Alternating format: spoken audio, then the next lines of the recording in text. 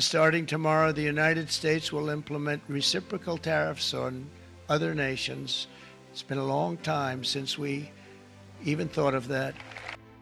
In April 2025, a new wave of tariff increases on a range of imported goods was approved as part of a renewed effort to reshape America's trade policy. This decision has had immediate repercussions across several industries, especially the technology sector, where production costs have seen a significant surge. In this video, we take the iPhone 16 Pro as a clear example of. This is the latest version of the iPhone 16 Pro. It exemplifies the intersection of multiple global industries in the production of its components, as well as how customs duties impact its final price. For instance, the processor is sourced from Taiwan and costs $90.85. The modem comes from South Korea and costs $26.62. The display is also sourced from South Korea, costing $37.97.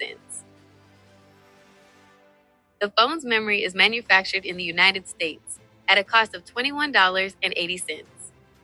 The rear camera is produced in Japan and costs $126.95.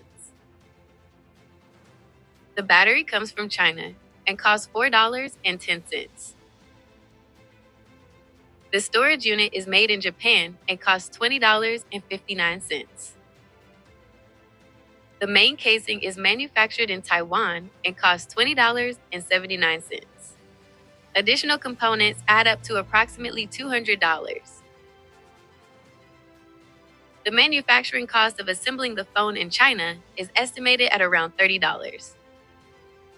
However, if manufactured in the United States, the cost increases to $300.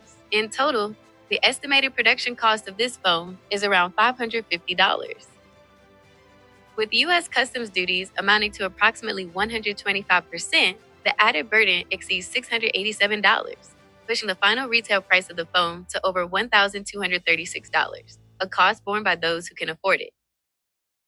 Now, I'd like to hear from you. Do you think high tariffs on tech products are a necessary move to protect national interests? Or do they unfairly burden consumers and stifle innovation?